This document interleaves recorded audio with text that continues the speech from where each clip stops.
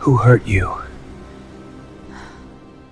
A fireborn warrior fell to her knees, yet somehow a quiet human walked through her flames untouched.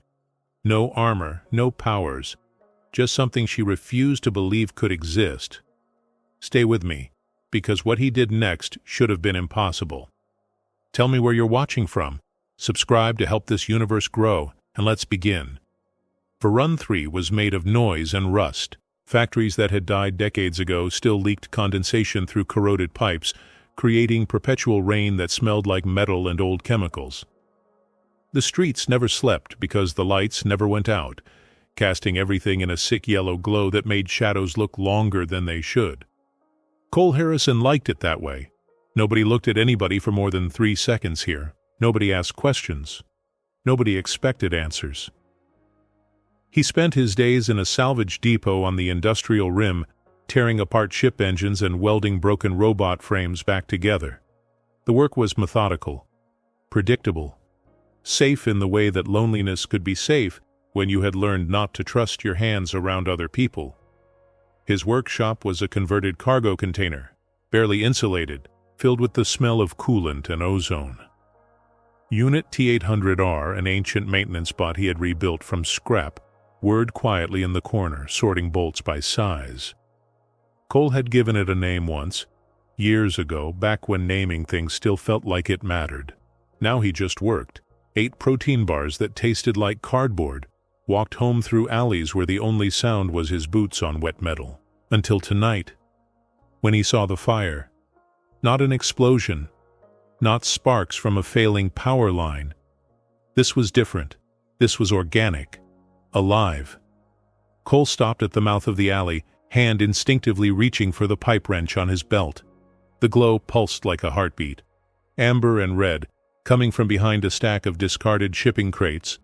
He should have kept walking, should have called security, should have done literally anything except move closer. But he did. The light intensified as he approached, and then he saw her. A woman, humanoid, pressed against the wall like she was trying to disappear into it. Her skin was wrong, threaded with filaments that glowed beneath the surface, pulsing in time with her ragged breathing. Her eyes were amber, wide with fear, reflecting the firelight that seemed to come from inside her own body. She was shaking, badly. Cole froze. He had heard stories about Pyrans, the fire-skinned aliens who had been banned from most sectors after some conflict he had never bothered to learn the details of. Dangerous, people said, unstable, violent. The woman in front of him did not look violent. She looked terrified. Her eyes locked onto his, and for a moment the glow under her skin flared bright enough to make him squint. She flinched, pressing herself harder against the wall, as if expecting him to run, or attack, or scream. Cole did none of those things. He lowered the wrench, took a slow breath, and asked the only question that mattered. "Who hurt you?" The woman stared at him like he had just spoken a language she had forgotten existed. Her lips parted, but no sound came out. The glow beneath her skin flickered, dimmed slightly, as if his question had short-circuited something inside her. "I am not," she started, voice hoarse, accented in a way that made every word sound deliberate. "I did not mean to. I should not be here." "That is not what I asked," Cole said quietly. She blinked. Once. Twice. The filaments under her skin pulsed faster, brighter, and Cole realized with sudden clarity that this was not aggression. This was panic. She was burning because she was afraid. "Please," she whispered, "just go. Before she what? Hurt him?" Cole doubted it. He had seen enough fear in his life to recognize it, even when it wore a different face, even when it glowed. He crouched down slowly, keeping his distance, making himself smaller, less threatening. "I am not going to call anyone," he said, "and I am not going to hurt you."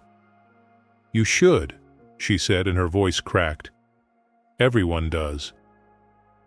Cole looked at her for a long moment, at the way her hands were clenched so tight they were shaking, at the scorch marks on the ground around her where the heat had warped the metal. At the way, she was curled in on herself like she was trying to take up as little space as possible in the world. "Yeah," he said softly. "I bet they do." He stood, pulled a clean rag from his pocket, and set it on the ground a meter away from her. Then he took 3 steps back. "There is a water line 2 buildings down," he said. "If you need it. No pressure." Then he turned and walked away, leaving her alone in the alley, with the firelight still pulsing beneath her skin, and the first flicker of something that might have been hope trying to survive in the cold. 3 days passed before Cole saw her again. He did not go back to the alley, did not search, did not ask around. If she wanted help, she would come to him. If she did not, that was her choice. Pressure never helped anyone who was already breaking. On the 4th morning, he arrived at his workshop to find the rag he had given her folded neatly beside his door. Tucked underneath it was a small piece of scrap metal, bent into something that might have been a flower or a flame. He could not tell. Cole picked it up, turned it over in his hands, and pocketed it without comment. 2 hours later, she appeared. No warning, no knock. Just the faint smell of heat and the soft sound of boots on metal. Cole looked up from the engine he was disassembling to find her standing in the doorway, backlit by the sickly yellow lights of Varun 3, looking like she had not slept in days. Up close, she was taller than he had realized, easily 6'2", maybe more, with long copper-colored hair that caught the light in strange ways. The filaments beneath her skin were faint now, barely visible, but they traced patterns along her arms and collarbone like circuit diagrams written in fire. She looked at him with those amber eyes, and he saw the question in them before she spoke. "Can I come in? Or maybe, will you hurt me if I do?" Cole set down his tools, wiped his hands on his pants, and gestured to a stool near the workbench. "Sit if you want," he said. "I have got coffee that tastes like oil, or water that might be cleaner." She hesitated, then stepped inside. Moved to the stool but did not sit. Just stood there, hands clenched at her sides, staring at the floor like she was trying to find the right words in a language that had too many wrong ones. "I burned your rag," she said finally. "Okay. I did not mean to. It just happened." "Okay." She looked up at him, confused. "You are not angry?" "Why would I be angry about a rag?" Cole asked. He pulled a clean cloth from a drawer, dipped it in coolant, and held it out to her. "You look like you are overheating." She stared at the cloth like it was a weapon. Then, slowly, she took it. The moment her fingers brushed his, the filaments under her skin flared, and Cole felt heat roll off her in a wave that should have burned. But it did not. It was warm, uncomfortably so, but not painful, not dangerous. Just present. Lysara jerked her hand back, eyes wide. That should not have happened. "What should not have happened?" Cole asked, genuinely curious. "My body only reacts like that to, She trailed off, staring at her own hand like it had betrayed her. "To people I tried to save." The words hung in the air between them, heavy with meaning Cole did not fully understand. He watched as she pressed the coolant-soaked cloth to her neck, watched as the glow beneath her skin dimmed slightly, responding to the cold. "You have burns," he said, nodding toward her arms where the skin was darker in places, scarred in ways that did not match the patterns of her natural glow. "Old ones," she said quietly. "Mind if I look?" She should have said no, should have left, should have kept her distance from this strange, quiet human who asked too many questions and did not flinch when she burned. But instead, she nodded. Cole moved slowly, carefully, pulling over a medical kit he kept for when he inevitably cut himself on sharp metal. He had her sit, finally, and examined the burns with the same methodical patience he used on broken engines. The scars were bad, not just surface burns, but deep tissue damage, the kind that came from sustained heat exposure. He cleaned them with antiseptic, applied a thermal gel that was supposed to regulate temperature, and rigged together a makeshift cooling plate from spare parts that would help keep her core temperature down. The whole time, Lysara watched him in silence. And the whole time, her flames did not hurt him. They flickered, danced, but they did not burn. When he finished, she looked at him with something close to wonder. "Why are you doing this?" Cole shrugged. "Same reason you folded the rag before you gave it back," he said. "Seemed like the right thing to do." She almost smiled. Almost. "I am Lysara." "Cole." "Thank you, Cole." He nodded, already turning back to his work. "Come back if you need more gel," he said. "Or if you just need a place that is not an alley." Lysara stood, hesitated at the door, and then said something so quiet he almost missed it. "No one has touched me in 3 years without being afraid." Cole did not turn around, did not make a big deal of it, just kept his hands busy and his voice steady. "Yeah," he said. "I know how that feels." When she left, the workshop felt colder than it had before, and for the first time in a long time, Cole realized he did not mind the company. Lysara came back the next day, and the day after that, and the one after that. It became a routine neither of them acknowledged out loud. She would arrive in the early afternoon, when the depot was quiet, and most of the other workers were on break. Cole would make terrible coffee. She would sit on the stool and watch him work. Sometimes they talked, sometimes they did not. On the 5th day she told him about the caravan. "My people do not have planets," she said, staring at the cooling plate he had made for her like it was the most fascinating thing in the world. "We travel, always moving. The Piran caravan was home. 200 ships, families, traders, protectors." "Protectors?" Cole asked, not looking up from the hydraulic line he was repairing. "Guardians," she clarified. "I was one of them. We kept the caravan safe." "From what?" She was quiet for a long time. When she spoke again, her voice was different, hollow. "From everything. Pirates, raiders, hostile species. We were good at it. I was good at it." Cole set down his tools, looked at her. "What happened?" "We were ambushed," she said, 17 months ago, in the Lyra Tau sector. They hit us fast, coordinated, like they knew exactly where we would be. The civilian ships were destroyed first, the ones with children, with elders. By the time we realized it was not random pirates, it was too late. Her hands clenched, and the filaments under her skin pulsed brighter. The temperature in the workshop rose 5 degrees in as many seconds. "I tried to save them," she whispered. "I tried to use my flames to create a barrier to give the transports time to escape, but I lost control. The fire spread. It burned through hull plating, through oxygen lines, through—" She stopped, swallowed hard. "Through people."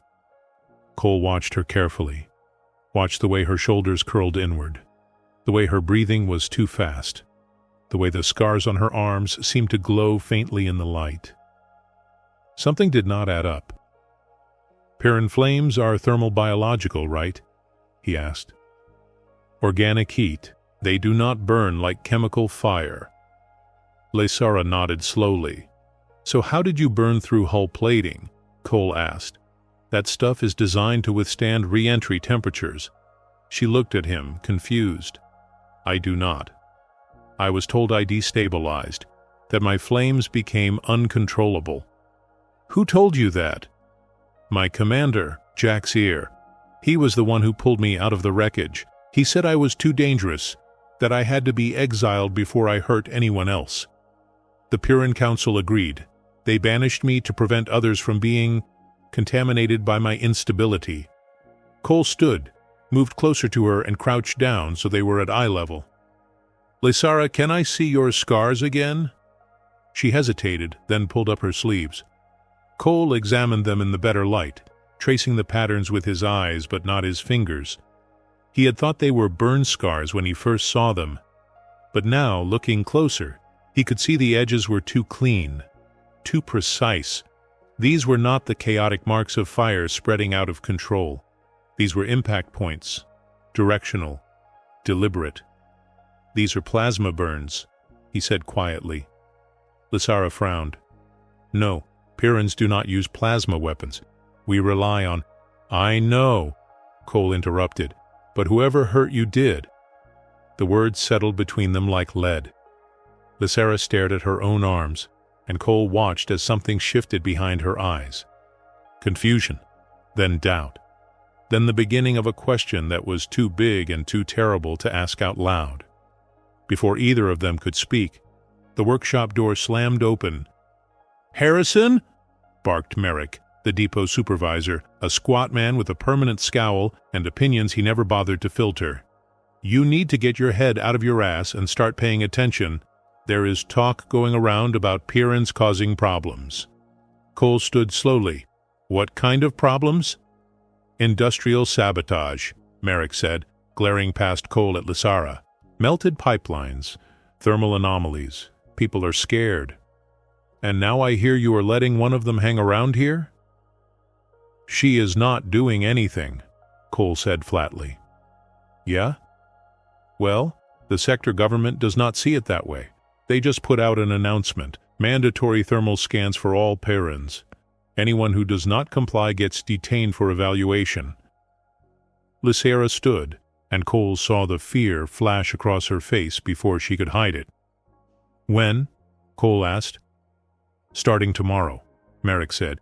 "So if you are smart, you will tell your friend to turn herself in before things get ugly." He left without waiting for a response, letting the door bang shut behind him. Lysara looked at Cole, and he saw the decision forming in her eyes. The decision to run, to disappear, to go back to hiding in alleys where her flames could burn alone. "Don't," Cole said before she could move. "I have to," she said. "If I stay, I will just bring trouble. To you, to everyone. That is what I do." "No," Cole said, stepping between her and the door. "That is what they told you that you do. There is a difference." She stared at him, and for the first time, he saw something crack in that wall of guilt she had built around herself. Something small, fragile, but real. "Stay," Cole said. "At least for tonight. Let me figure this out." Lysara hesitated. Then, slowly, she nodded, and Cole realized, with a sinking feeling in his gut, that figuring this out might be more complicated than fixing a broken engine. Cole did not sleep that night. Instead, he sat in his workshop with a data pad and a growing sense that something was very, very wrong. He pulled up everything he could find on Pyrrhan biology, plasma weapon signatures, and thermal forensics. Most of it was technical jargon that made his eyes hurt, but some of it started to make sense in a way that turned his stomach.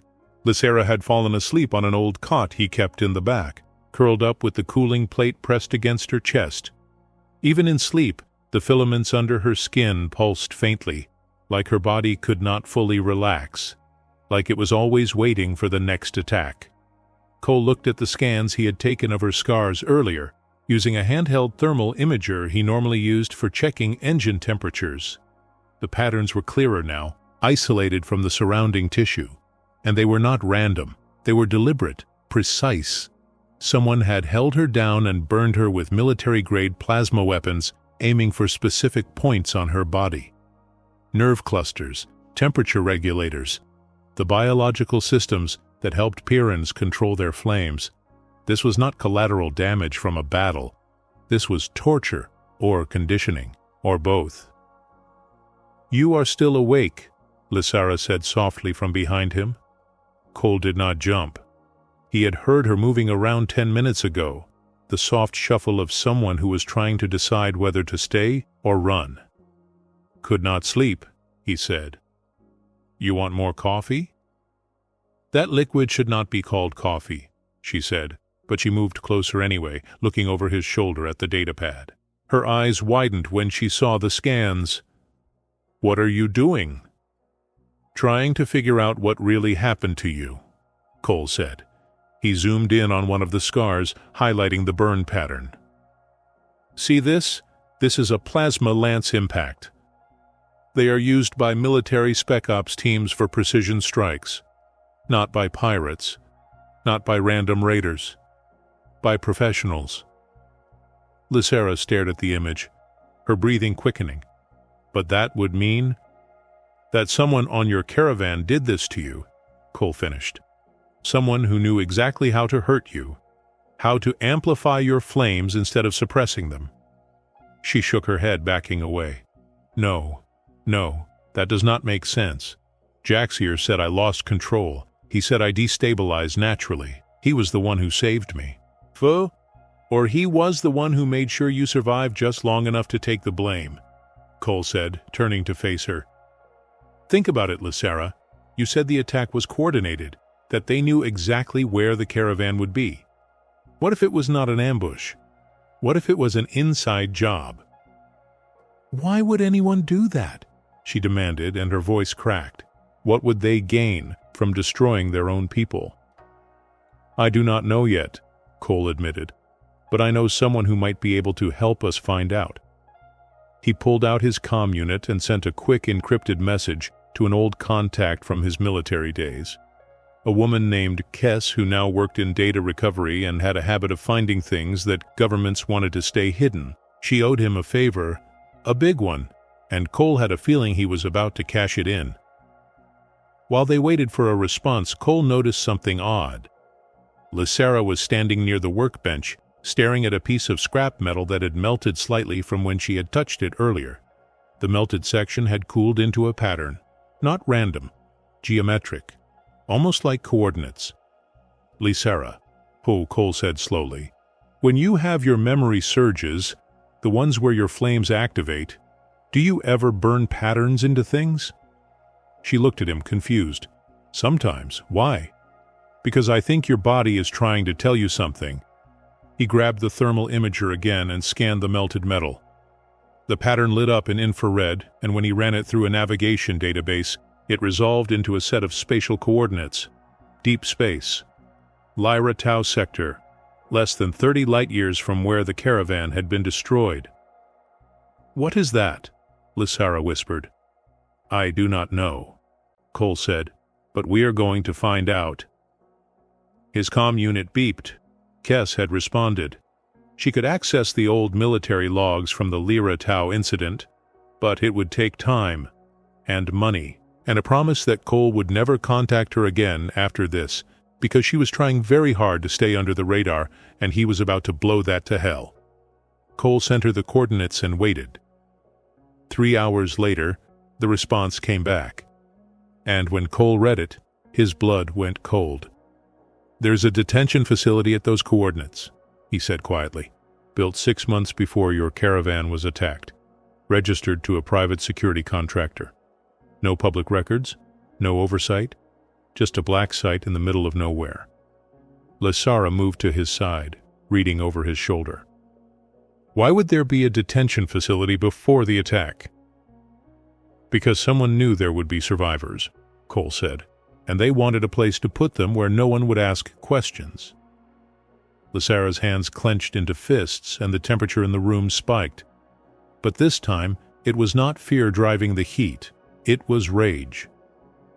You are saying my people are alive, and they are being held prisoner. Some of them maybe, Cole said. He looked at her, at the way her eyes were glowing now, bright and fierce and absolutely furious. Lysera, this is bigger than you thought. This was not just an attack, it was a setup. And you were not the weapon. You were the scapegoat. She stared at him for a long moment, and then something shifted in her expression. The guilt that had weighed her down for 17 months began to crack, and underneath it Cole saw something else, something harder, stronger. I need to get to that facility, she said. We need to get to that facility, Cole corrected. But first we need proof, real proof, the kind that people cannot ignore. Lysera reached out, hesitated, and then took his hand. The flames beneath her skin flickered, but they did not burn. They warmed, and for the first time, Cole felt like they might actually have a chance. Thank you, she said quietly. "For not running. For believing me." Cole squeezed her hand gently. "You were not unstable, Lysera. You were contained. And now, we are going to prove it." Kes came through 48 hours later with files that should not have existed. Cole and Lysera sat in the workshop, the door locked and the windows covered, as the data downloaded onto his secured terminal. Military logs, medical reports, communications transcripts, all of it encrypted with codes that would have taken a civilian hacker years to crack. Kes had done it in 2 days, and she had charged him accordingly. "Ready?" Cole asked, his hand hovering over the play button for the first audio file. Lysera nodded, but he could see the tension in her shoulders, the way her flames flickered faster under her skin. Whatever they were about to hear, it was going to change everything. Cole hit play. The voice that came through the speakers was familiar to Lysera. She flinched at the sound of it. Commander Jaxier, calm, professional, giving orders during the attack. "Thermal inhibitor is in place. Subject Corinne is secured. Initiating neural amplification in 3, 2, 1. A scream tore through the recording. Lysera's scream, raw and agonized and inhuman. Cole watched as she pressed her hands over her ears, but she did not look away from the screen. Did not run. She listened. "Flame output exceeding projections," another voice said. "Clinical, detached. Hull breaches detected in civilian sectors. Casualties mounting." "Acceptable losses," Jaxier replied. "Continue amplification until target temperature is reached. We need enough thermal damage to justify the narrative." "Understood, Commander. For the Ascendancy." "For the Ascendancy," Jaxier echoed. The recording ended. Silence filled the workshop like a physical weight. Lysera was shaking, not from fear, from rage so intense that the metal workbench beneath her hands started to glow red. "They did it on purpose," she said, her voice barely above a whisper. "They killed my people, used me to do it, and then made me believe it was my fault." Cole pulled up the next file, a medical report. It detailed the neural inhibitor device that had been implanted in Lysera's spine during a routine medical check 3 weeks before the attack.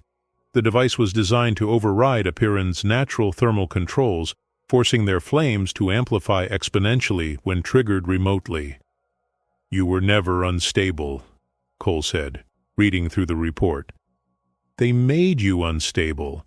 They turned you into a weapon and then set you off in the middle of your own caravan." "But why?"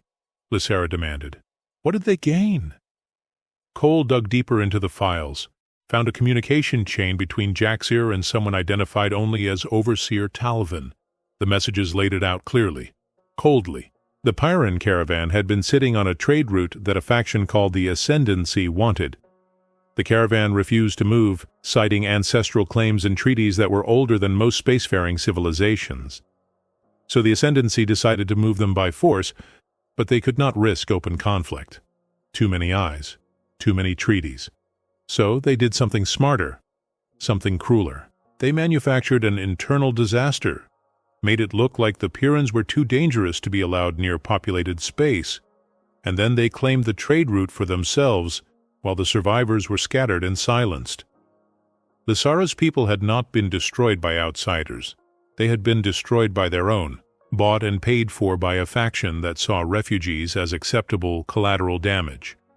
"The detention facility," Cole said, pulling up the coordinates again. "The survivors are not being held for their safety. They are being held because they are witnesses. If anyone found out what really happened, it would invalidate the Ascendancy's claim. It would expose Jaxier as a traitor. It would bring everything down." Lysera finished. She looked at Cole, and her eyes were blazing now. Not with grief, with purpose. "We have to get them out." "We will," Cole said. "But first, we need to make sure this evidence gets to people who can do something about it. If we go after the facility without backup, Jaxier will just bury us, along with everyone else." Lysera stood abruptly, pacing the small workshop like a caged animal. The cooling plate was smoking where she had been sitting. "I spent 17 months thinking I was a monster, that I destroyed everything I loved because I was weak, broken, and now you are telling me that I was just a tool, a convenient scapegoat for someone else's war." "Yeah," Cole said quietly. "I am telling you that, and I am sorry. But Lysera, listen to me. You survived. You are still here. And that means you get to do something they never expected." She stopped pacing, turned to face him. "What? You get to fight back," Cole said. "Not with flames, not with rage, with the truth. We expose them. We show the galaxy what they did, and we make damn sure they never get away with it." Lysera stared at him for a long moment, and then something in her expression shifted. The guilt that had defined her for so long was still there, but it was no longer the only thing. Underneath it, growing stronger with every passing second, was something else. Something dangerous. Something human. Hope. "How do we do it?" she asked. Cole pulled up a contact list. Old military buddies. Journalists who owed him favors. A few members of the Interspecies Council who actually gave a damn about justice. "We send this evidence to everyone, all at once, make it impossible to suppress, and then we go get your people before Jaxer realizes what we have done." Lysera moved closer to him, close enough that he could feel the heat radiating off her skin, but it did not hurt. It never had. "This is going to be dangerous." "Ah," she said. "Yeah," Cole agreed. "Probably going to get us both killed." "Good," Lysera said. And for the first time since he had met her, she smiled. It was not a kind smile. It was the smile of someone who had been pushed too far and had finally decided to push back. Cole returned it. "Then let's make it count." They spent the rest of the night preparing, compiling evidence, encrypting files, setting up automated distribution protocols that would trigger even if they were captured. By dawn, everything was ready. All Cole had to do was hit one button, and the truth would flood across every secure channel in the sector. He looked at Lysera, sitting across from him with her flames burning steady and bright, and realized with sudden clarity that he was not doing this because it was right. He was doing this because somewhere along the way, between fixing her burns and listening to her story and holding her hand through the worst revelation of her life, she had stopped being a stranger. She had become someone worth fighting for. "Ready?" he asked. Lysera nodded. "Do it." Cole pressed the button, and the truth began to burn. The files went viral within hours. But before they could celebrate, Lysera collapsed. One moment she was standing, watching the distribution counter climb into the thousands. The next, she was on her knees, flames erupting from her skin in waves of uncontrolled heat that warped the air itself. Cole lunged forward, grabbed her shoulders, and immediately regretted it as pain shot through his hands. But he did not let go. "Lysera, stay with me," he said through gritted teeth. "Whatever you are seeing, it is not real. It is just memory." But she was not there, not really. Her eyes were wide and unseeing, locked on something only she could perceive. And through her flames, Cole felt it too. Not the heat, something worse, fear so absolute it had become a physical force. Then he realized what was happening. The neural inhibitor, the device they had implanted in her. It was still there, still active, and someone had just triggered it remotely. Lysera was back on the caravan. 17 months ago, reliving the worst moment of her life in perfect agonizing detail. She saw the corridor filled with smoke, felt the heat building inside her, growing beyond anything she could control. Heard the screams of civilians as bulkheads ruptured, saw Commander Jaxer standing at the end of the hallway, watching her with cold calculation, his hand on a datapad that glowed with activation codes. "Let it out, Corinne," he said in her memory. "Show them what happens when a Pyrrhan loses control. Make them afraid. That is your purpose now." She had tried to resist, tried to pull the flames back, but the inhibitor overrode every command her brain sent. It forced her temperature higher, forced her flames to spread, forced her to become the monster they needed her to be. And when it was over, when the flames finally subsided and she collapsed in the wreckage, Jaxer was there, pulling her from the debris, telling her how sorry he was, how she had destabilized, how it was not her fault, but she would have to leave, for everyone's safety. She had believed him, because the alternative was too horrible to accept, because blaming herself was easier than believing that someone she trusted had turned her into a weapon. But now, in Cole's workshop, with his hands burning on her shoulders and his voice cutting through the nightmare, she understood. It had never been her. It had always been them. The flashback released her all at once, and Lysera gasped, her flames retracting so fast that the workshop went cold. She looked up at Cole, at his hands that were blistered and red, and horror filled her eyes. "I hurt you," she whispered. "I am fine," Cole lied, even though the pain was making his vision blur. "Are you okay?" "No," she said honestly, "but I remember now, all of it. The inhibitor, Jaxer activating it, watching my people die and not being able to stop it because my own body was a prison." Cole pulled his hands back carefully, flexing his fingers to make sure nothing was broken. They would heal. Burns always did, eventually. "We need to get that thing out of you." "It is fused to my spine," Lysera said. "Removing it would require surgery I cannot get on Varun 3. And even if I could, Jaxer would know. He is probably tracking me right now. The moment I used my flames beyond normal levels, it would have sent him an alert." Cole swore under his breath. "How long do we have?" "Not long," Lysera said. And then, as if on cue, the workshop lights died. Emergency power kicked in a second later, bathing everything in red. Cole moved to the window, peered through the gap in the covering, and saw exactly what he feared. Security vehicles, militia personnel. At least 20 armed soldiers forming a perimeter around the depot. "They are here," he said. Lysera stood, her flames flickering to life again. "I will go out. Tell them you were holding me against my will, that you did not know what I was." "Shut up," Cole said, not unkindly. He was already moving, grabbing tools and supplies, shoving them into a pack.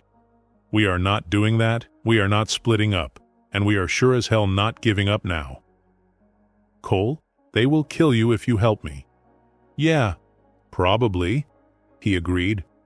He pulled on a heavy jacket, tossed her a thermal dampener he had been working on. "Put that on. It will mask your heat signature for about 10 minutes, maybe 15 if we are lucky." "Where are we going?" Lysera asked, even as she pulled on the dampener. "There is a maintenance tunnel 2 buildings down," Cole said. "Leads to the old industrial sector. If we can get there, we can lose them in the foundries. Buy ourselves time to figure out the next move." A voice boomed over a loudspeaker outside. "Cole Harrison, Lysera Corinne, you are surrounded. Exit the building with your hands visible, or we will breach." Cole looked at Lysera, really looked at her, at this alien woman with flames in her skin and trauma in her eyes, who had every reason to give up but had not, who had chosen to fight instead, who had trusted him with the truth. "I failed someone once," he said quietly. "A long time ago. Someone I could have saved if I had just been braver. If I had just stayed instead of running. I am not making that mistake again." Lysera stared at him, and something shifted in her expression. The walls she had built around herself cracked just a little more. "You are insane." "Yeah," Cole said, "but so are you. So let's be insane together." She almost laughed. It was a broken sound, caught between hope and despair, but it was real. "Okay, okay," Cole echoed. They moved to the back exit, the one Cole had installed years ago specifically for situations like this. Not that he had ever thought he would actually use it. The sound of heavy boots on metal echoed through the depot. They were running out of time. Cole kicked open the door, and they ran into the cold Varun 3 night, flames and human determination side by side, with an entire militia at their backs and the weight of the truth burning between them. And for the first time in 17 months, Lysara did not feel alone. They made it to the maintenance tunnel. Barely. Cole's hands were shaking as he sealed the entrance behind them, his burned palms screaming in protest every time he gripped metal. Lysara was leaning against the tunnel wall, the thermal dampener smoking slightly where it pressed against her overheated skin. They were both breathing hard, both running on adrenaline and desperation. "That bought us maybe 20 minutes, Cole said, pulling out his comm unit. The signal was weak down here, but he could still see the distribution counter climbing. 50,000. 80,000. The evidence was spreading faster than anyone could contain it. "We just need to stay ahead of them until—" "Until what?"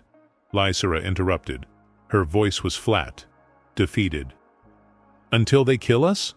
Until Jaxier activates the inhibitor again and I burn you alive? Until I become exactly what they said I was?" "That is not going to happen," Cole said firmly. "You do not know that," she shot back, and her flames flared bright enough to hurt his eyes. "You do not know what it is like to have your own body turned against you, to feel yourself burning and killing and destroying, while some part of you screams to stop, but you cannot. You cannot do anything except watch." "You are right," Cole said quietly. "I do not know what that is like." Lysara turned away, pressing her forehead against the cold metal wall. "I should have died with them. At least then I would not have to carry this." "That is survivor's guilt talking," Cole said, "and I know because I have been living with it for 5 years. She looked at him, surprised. Cole sat down heavily on the tunnel floor, his back against the wall, and for the first time since they met, he let himself stop. Stop fixing things. Stop planning. Stop pretending he was okay. "There was a guy in my unit, Navarro, good mechanic, better friend. We were doing repairs on a damaged frigate when the hull started to fail. I heard it. The stress fractures spreading, the metal screaming. I yelled for everyone to get out." He paused, staring at his burned hands. Everyone ran, except Navarro. He stayed to finish securing a coolant line because he said if it ruptured, it would take out half the ship. I told him to leave it, told him it was not worth his life, but he would not listen. Lysara slid down the wall, sitting across from him in the narrow tunnel. She did not interrupt, just listened. "I ran," Cole said, and his voice cracked. "I heard the sound, metal tearing, him screaming, and I ran because I was too afraid to stay. By the time I went back, it was too late. The section had vented. He was gone. And all I could think was that if I had just been braver, if I had just helped him instead of running, maybe he would have lived." "Or maybe you would have died too," Lysara said softly. "Maybe," Cole admitted, "but at least I would have tried. At least I would not have spent 5 years knowing I abandoned someone who needed me." The tunnel was silent, except for the distant hum of machinery and the sound of their breathing. Lysara looked at this quiet, broken man who had chosen to help her anyway, who had burned his hands holding her through a nightmare, who was risking everything because he refused to run again. "I do not want you to die for me," she said. "Good," Cole replied, "because I am not planning to die. I am planning to live. With you. After we fix this mess and get your people out and make sure Jaxier pays for what he did." "That is impossible," Lysara said, but there was no conviction in her voice anymore, just exhaustion. And maybe, buried deep, the smallest spark of hope. "Yeah, probably," Cole agreed. He stood, wincing as his burned hands protested, and held one out to her. "But let's try anyway." Lysara looked at his hand, at the blisters and raw skin and the way it shook slightly from pain he was trying to ignore. She could take it, or she could walk away, save him from her fire, from her curse, from everything she had been told she was. She took his hand. The flames under her skin flickered, gentled, and for just a moment, they felt warm instead of dangerous. Cole pulled her to her feet, and they stood together in that dark tunnel with a militia hunting them, and a galaxy that wanted them silenced. "I am scared," Lysara admitted, "of failing again, of hurting you, of being the weapon they made me." "Me too," Cole said. "But you know what I am more scared of? Walking away, letting them win, becoming the person who runs when it matters." Lysara squeezed his hand carefully, mindful of his burns. "So what do we do?" Cole pulled out his comm unit again. The evidence was still spreading. Comments were flooding in. Outrage, demands for investigation, calls for justice. They had done what they set out to do. They had lit the fire. Now they just had to survive long enough to see it burn. "We go to the detention facility," Cole said. "We get your people out, and we show everyone that the woman they called unstable is strong enough to save the very people she was supposed to destroy." "That is a terrible plan," Lysara said. "Yeah," Cole agreed. "But it is our plan, and I would rather die trying something stupid and brave than live knowing I did nothing." She looked at him for a long moment, and then she smiled. A real smile this time, tired, scared, but real. "You are the most stubborn human I have ever met." "I will take that as a compliment," Cole said. They started moving deeper into the tunnel, toward the old industrial sector, where they could disappear into the maze of abandoned foundries and fabrication plants. Behind them, the sound of soldiers searching grew fainter. Ahead the unknown waited, but for the first time in a long time, neither of them was running away from their past. They were running toward their future, together, and that made all the difference. "Cole," Lysara said as they walked. "Yeah? Thank you for not giving up on me." Cole did not turn around, did not make it a big moment, just kept walking and said the only thing that mattered. "Thank you for not giving up on yourself." And in the darkness of the tunnel, with flames flickering softly and hope burning brighter than either of them had thought possible, they kept moving forward. They holed up in an abandoned foundry on the edge of the industrial sector. The building was a skeleton of rust and broken windows, but it had power lines Cole could tap into and enough structural integrity to hide their heat signatures from aerial scans. Cole set up a makeshift comm station while Lysara kept watch. His hands were bandaged now, wrapped in thermal gel and clean cloth. They still hurt, but he could work. That was enough. The evidence was everywhere. Every news feed, every public forum, every governmental database that could not lock it down fast enough. People were talking, asking questions, demanding answers. The Interspecies Council had issued a statement calling for an immediate investigation. 3 separate governments had condemned the Ascendancy's actions, and somewhere out there, Jaxer was scrambling to contain the damage. "It is working," Lysara said, peering over Cole's shoulder at the screen. "People are listening." "Not all of them," Cole said, scrolling through the comments. Some were supportive, others were skeptical. A few were outright hostile, claiming it was all fabricated Piran propaganda. But enough to make them think twice before they try to bury this. A notification pinged on the screen, a message from Kess, short and to the point. "Transport arranged. Coordinates attached. Don't thank me. Don't contact me again. We're even." Cole smiled. "We have got away to the detention facility, a cargo hauler leaving in 6 hours from the northern depot. The pilot owes Kess a favor and is willing to look the other way if we stay in the hold." Lysara nodded, but her attention was elsewhere. She was staring out the broken window at the street below, where a small crowd had gathered. Humans mostly, but a few other species too. They were holding signs. Crude things, hastily made, but the message was clear. Justice for the Pyrene Caravan. Investigate the Ascendancy. No more cover-ups. "They are protesting," Lysara whispered. "For us, for my people." Cole moved to stand beside her. "Not just for you, for what is right. Turns out people do not like being lied to." "Who knew?" A voice crackled over Cole's comm unit, a civilian frequency open and unencrypted. This is Merrick, Harrison. I know you can hear me. The depot is clear. Militia pulled back an hour ago. Whatever you did, it is working. People are pissed. And not at you. Cole grabbed the comm. Merrick, what are you talking about? I am talking about half the sector calling for investigations. I am talking about the council sending auditors.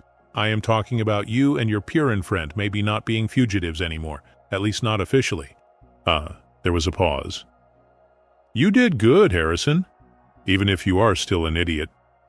The line went dead. Cole looked at Lysra, and for the first time since this whole thing started, he saw something other than fear in her eyes. He saw possibility. We should move, Lysara said. Get to the transport before something changes. They packed what little they had and made their way through the back alleys toward the northern depot. The streets were busier than Cole expected. News of the protests had spread. People were gathering, talking, organizing. Varun 3 was not the kind of place where people cared about anything beyond their own survival, but apparently there were lines even cynics would not cross. They were 3 blocks from the depot when a child stepped into their path. Human, maybe 7 years old, clutching a stuffed animal that had seen better days. She looked up at Lysara with wide eyes, and Cole tensed, ready to pull Lysara away if the kid screamed or ran. But she did not scream, did not run. You are glowing, the girl said, pointing at the faint light beneath Lysara's skin. Lysara froze. The flames flickered brighter, responding to her panic. Cole put a hand on her arm, steadying her. It is okay, he said quietly. She is just curious. The girl tilted her head. Are you scared? Lysara swallowed hard. Yes. Don't be, the girl said. And then with the casual confidence that only children possess, she smiled. You are pretty when you glow, like a nightlight. Lysara stared at her, at this tiny human who saw fire under her skin and thought it was beautiful, who was not afraid, who did not run, and something inside her broke, not shattered, just softened. Years of believing she was a monster, that her flames made her dangerous, that people would always fear her, crumbled in the face of one child's innocent acceptance. She knelt down slowly, carefully until she was at eye level with the girl. Thank you, she said, her voice thick with emotions she could not name. That is the kindest thing anyone has said to me in a very long time. The girl reached out and patted Lysara's hand. My mom says people who glow are special. She says we should be nice to them. Your mom is very smart, Lysara said. A tear rolled down her cheek, evaporating before it could fall. The girl's mother appeared then, calling for her daughter, relief flooding her face when she spotted the child.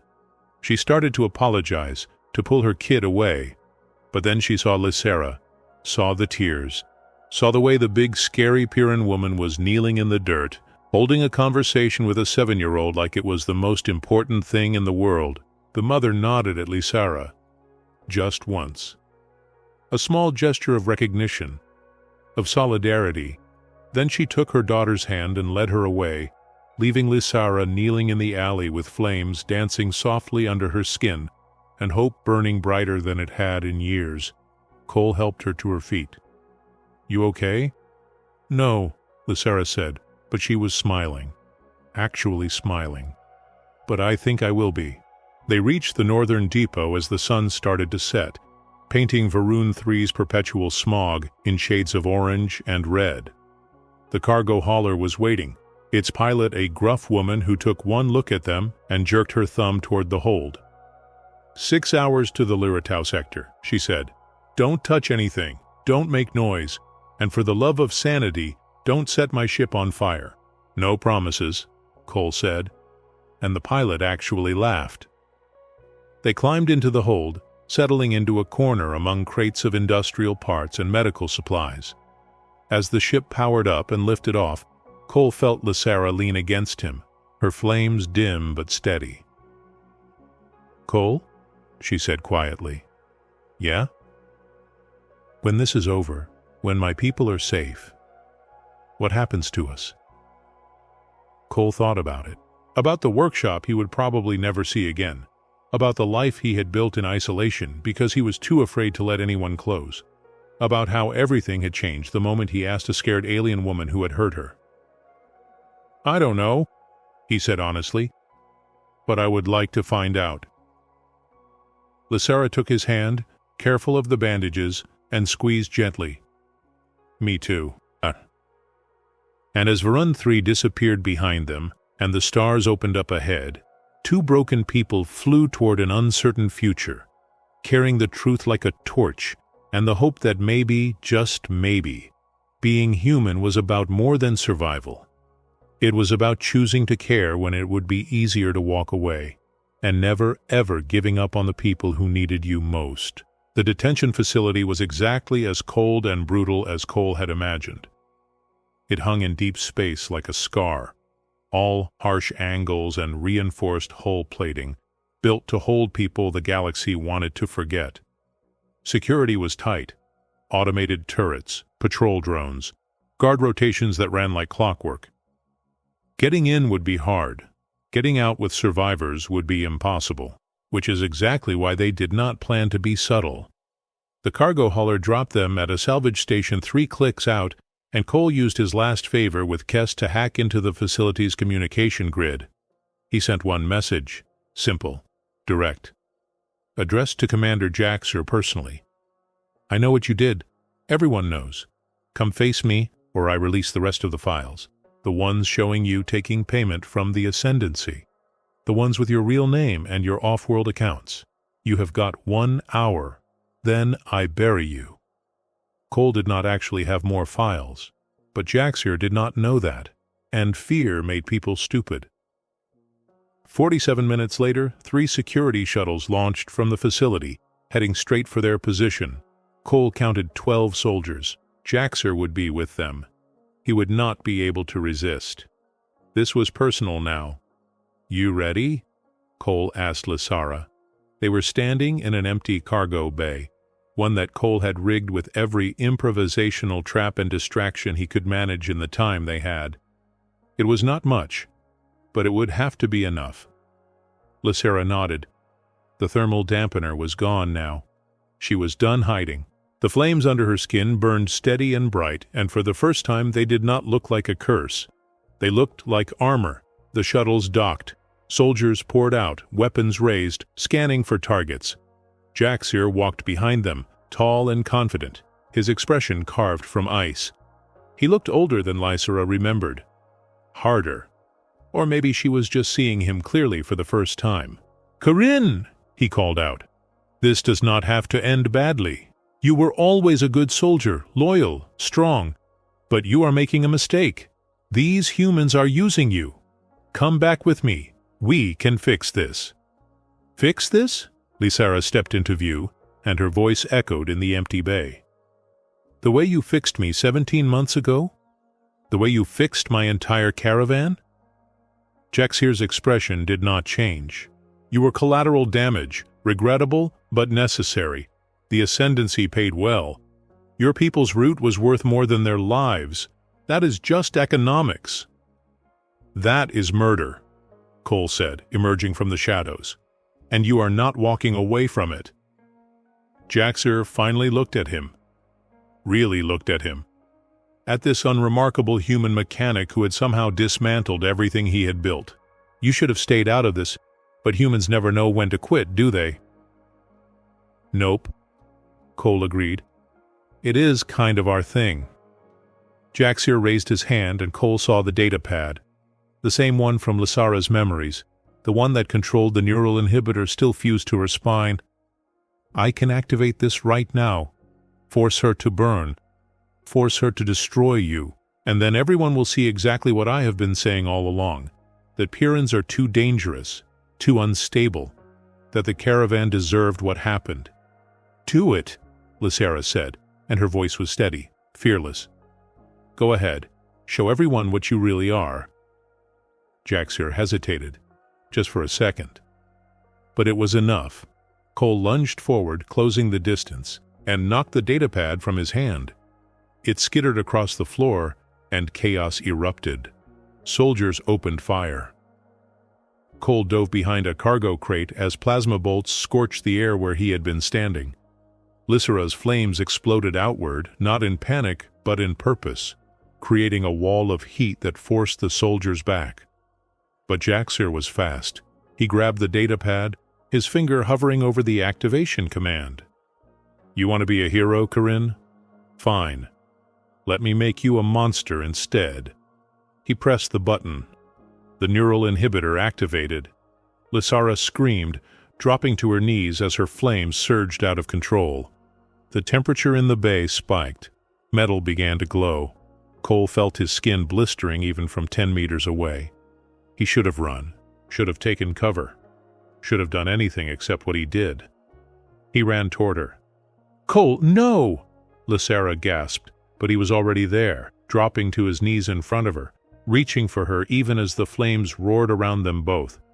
"Hey," he said, and his voice was calm, steady, like they were back in his workshop and not in the middle of an inferno. "I am here, not to control you, not to stop you, just to be here, in the worst moment. Because that is what we do, remember?" Lysera stared at him through the flames, tears evaporating before they could fall. "You are going to die." "Maybe," Cole said. He took her hands, and the pain was immediate and absolute. His bandages caught fire, his skin blistered, but he held on. "But I am not leaving. Not this time. Not ever." Something shifted in Lysera's eyes. The flames that had been destroying everything around them suddenly focused, pulled inward, not extinguishing, changing. For the first time since the inhibitor had been activated, Lysera felt control, not because the device stopped working, but because she had something stronger to hold on to. She had Cole, and Cole had her. The flames gentled, softened, and then, impossibly, they obeyed. Not Jaxir's commands, not the inhibitor's override, but Lysera's will. Because she had finally learned what Cole had been trying to show her all along. She was not the fire. She was the person who chose what the fire became. The inhibitor shorted out with a shower of sparks, overloaded by the sheer contradiction of someone resisting its control. Lysera gasped as the device died, feeling the neural chain snap for the first time in 17 months. Her flames were hers again, completely, utterly, hers. She looked at Cole, at his burned hands still holding hers, and she made a choice. She stood, and she burned, but not in rage, not in fear, in purpose. The flames swept outward in a controlled wave, disarming the soldiers without harming them, melting weapons but not flesh. Jaxir tried to run, but Cole was faster. He tackled him, putting every ounce of hurt and rage and stubbornness into keeping him pinned until security drones arrived, summoned by the automated alerts Lysera's flames had triggered. Interspecies council ships dropped out of FTL 30 seconds later. They had been en route since the evidence went public, ready to arrest everyone involved the moment they had jurisdiction. Jaxir was dragged away in restraints, screaming about rights and lawyers, and how this was all a misunderstanding. Nobody believed him. The evidence was too complete, the witnesses too numerous, and the visual of a Piran woman standing in the middle of a cargo bay, flames dancing peacefully around her, while she held the hand of a human mechanic who looked half dead but refused to fall, told a story no propaganda could spin. As medics rushed in to treat Cole's burns, Lysera knelt beside him. "You are an idiot," she said, but she was crying. Actually crying. Tears that did not evaporate because her flames were finally calm. "Yeah," Cole managed, his voice hoarse. "But I am your idiot, so it evens out." She kissed him, right there, in front of everyone, in front of the cameras that were broadcasting everything across the sector. A Piran and a human, fire and humanity, trauma and healing, proving that sometimes the bravest thing you can do is not fight the monster, it is hold their hand and refuse to let go. Even when it burns. Cole spent 3 days in a medical bay. His hands were regenerated using dermal grafts that cost more than his entire workshop. paid for by the Interspecies Council as part of their formal apology for failing to investigate the caravan incident sooner. Lysara never left his side. She sat in a chair next to his bed, flames dim but constant, like a nightlight that never went out. On the fourth day, they went to the detention facility together. The council had raided it the moment Jaxer was arrested. What they found made the news feeds explode all over again. 47 Piran survivors, men, women, children, all held in cryostasis, preserved like specimens, kept alive but silenced. Witnesses to a crime that would have stayed buried if one mechanic and one exile had not decided that the truth was worth bleeding for. The moment the stasis pods opened, chaos erupted. Families reunited, people who thought they were alone discovering they were not. Lysara stood in the middle of it all, overwhelmed, as faces she thought she would never see again became real in front of her. An older woman, gray-haired and fierce, pushed through the crowd. Lysara's breath caught. "Aunt Merrick?" "Lysara," the woman said, and pulled her into a hug so tight it hurt. "We thought you were dead. We thought Jaxer killed you too." "He tried," Lysara said, her voice breaking. "But someone stopped him." She turned, reaching for Cole, pulling him forward. "This is Cole. He is the reason any of us are standing here."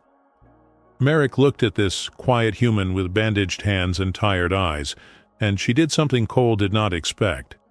She bowed, deeply, respectfully, the kind of bow Pirans reserved for warriors who had earned their place through fire. "You saved our daughter," Merrick said, "and through her, you saved all of us. The debt we owe you cannot be measured." Cole shifted uncomfortably. "I did not do it for a debt. I did it because it was right, and because she is."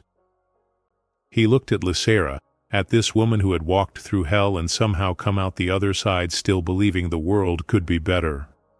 "She is worth it." Lysara took his hand, careful of the healing skin, and squeezed gently. Around them the other survivors were staring, at the human, at the way Lysara's flames danced softly when he touched her, at the impossible bond that had formed between trauma and hope. One of the children, barely old enough to understand what had happened, tugged on Cole's jacket. "Are you a Piran too? But hidden?" Cole laughed, and it felt good. "No, kid. Just human. But your people taught me something important. That fire does not have to destroy. Sometimes it just lights the way home." The trials took 6 months. Jaxer was convicted on 47 counts of murder, conspiracy, and crimes against sentient species. The ascendancy was sanctioned so hard, their economy collapsed. 3 governments fell, and the Piran caravan was officially recognized as victims of a coordinated genocide, their names enshrined in a memorial that would orbit the sector for the next 1,000 years. Lysara testified, stood in front of the entire Interspecies Council, and told them everything, what had been done to her, what she had carried, what she had survived. And when she finished, there was not a dry eye in the chamber. Even the counselors, beings who had seen atrocities that would break most minds, wept at the injustice of it all. Cole watched from the gallery, and he felt something shift in his chest. Pride, not for what he had done, but for what she had become. A survivor who refused to stay silent, a warrior who fought with truth instead of flames, a woman who had been told she was a monster and proved she was a hero. After the trial, after the settlements and the reparations and the endless political maneuvering, Lysara and Cole went back to Verun 3. The workshop was still there, dusty, abandoned, but intact. Cole stood in the doorway, looking at the place where everything had started, and realized it felt different now. Smaller, less like a prison and more like a memory. "We do not have to stay here," Lysara said, standing beside him. "The council offered us positions, ambassadors, liaisons. We could go anywhere." "Yeah," Cole said. "We could." But he did not move. And neither did she. Because they both knew the truth. They were not running anymore. Not from the past, not from each other, not from anything. They were choosing. Cole turned to face her. This impossible woman with flames in her skin and strength in her bones. "What do you want, Lysara?" She thought about it. Really thought about it. "I want to help people like me. People who have been hurt, who have been told they are dangerous, who need someone to believe them when everyone else walks away." "That sounds exhausting," Cole said. "It does," Lysara agreed. "I am in," Cole said. "But we are keeping the workshop, and we are getting a better coffee machine. The old one was a crime against beverages." Lysara laughed, actually laughed, and her flames danced in patterns that looked almost like joy. "Deal." They rebuilt the workshop together, made it bigger, made it better, made it into something neither of them could have created alone. A place where Pyrans who had nowhere to go could find shelter, where humans who wanted to help could learn, where the line between species blurred into something beautiful and strange and entirely new. 6 months after the trials ended, a young Pyrran arrived at their door. She was 16, scared. Her flames were out of control, pulsing with panic every time she tried to calm down. She had been told she was unstable, dangerous, that she should turn herself in for evaluation. Lysara opened the door, saw the fear in the girl's eyes, and asked the same question Cole had asked her all those months ago in a cold alley on a forgotten planet. "Who hurt you?" And the girl, who had been expecting rejection or fear or violence, broke down crying. Because someone had finally asked, someone had finally cared. Someone had finally seen her as more than a problem to be solved. Cole made terrible coffee. Lysara wrapped the girl in a thermal blanket, and they talked, for hours, about trauma, about control, about how fire was not the enemy, fear was, and how sometimes the bravest thing you could do was let someone stand beside you in the flames. By morning, the girl's flames were steady, not gone, not suppressed, just calm, under her control. Because she finally believed she deserved that control. As she left, promising to come back, promising to tell others, Lysara stood in the doorway and watched the sunrise paint Varen 3 in shades of gold. Cole moved to stand beside her, his hand finding hers like it always did now. "You know what I learned," Lysara said quietly. "What?" "That humanity is not about being fearless. It is about being terrified and choosing to care anyway. About looking at someone who is broken and saying, 'I see you, I believe you, and I am not leaving.' That is what makes you human. Not your species, your choice." Cole squeezed her hand. "Yeah, that sounds about right." They stood there together, fire and humanity, watching the day begin. And somewhere in the cold metal corridors of Varen 3, another lost soul was looking for a light to follow home. Another person who had been told they were too dangerous, too broken, too much. And when they found their way to a small workshop on the industrial rim, where a quiet mechanic and a woman made of flames kept the door open and the coffee terrible, they would learn what Lysara and Cole had learned, that some flames do not destroy, they illuminate, they warm, they guide, and sometimes, if you are very lucky, they burn away everything you thought you were, leaving only the truth. You are not defined by what was done to you. You are defined by what you choose to do next, by who you choose to be, by the hand you choose to hold, even when it burns.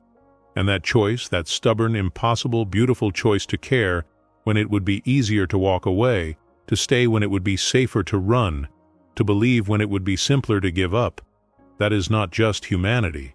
That is hope. That is healing. That is home. And it burns brighter than any fire ever could. In the end, Lysara's fire didn't redeem her. She redeemed the fire. And Cole didn't save a galaxy. He simply refused to step away from someone who was burning. Maybe that's the quiet truth of humanity in any corner of the universe. We're defined less by the battles we win and more by the hands we choose to hold when the heat rises. And if two people, one made of flame, the other made of stubbornness, can rewrite a destiny forged in fear. Maybe the rest of us have more power than we admit. Maybe hope isn't light, it's a choice. Sometimes a loud one, sometimes whispered, sometimes muttered through smoke while your eyebrows are literally catching fire. But still, a choice. So now let me ask you, when have you mistaken your own fire for a flaw instead of a force? Whose life could change if you simply stayed, even when stepping away felt safer? And what part of your past still burns, not to destroy you but to push you toward who you were meant to become? If you stayed with us until this final ember of the story, drop the word "emberbound" in the comments so we know you walked through the heat with us. Tell us your city too. This channel is a strange little galaxy, and we want to know where each star is shining from. Like the video if it sparked something in you, subscribe if you want to keep traveling with us, hype the story if it hit you harder than plasma fire. Share it with someone who needs a reminder that they're not defined by their scars, and, of course, watch the next video appearing on your screen now. After all, the universe isn't done with us yet.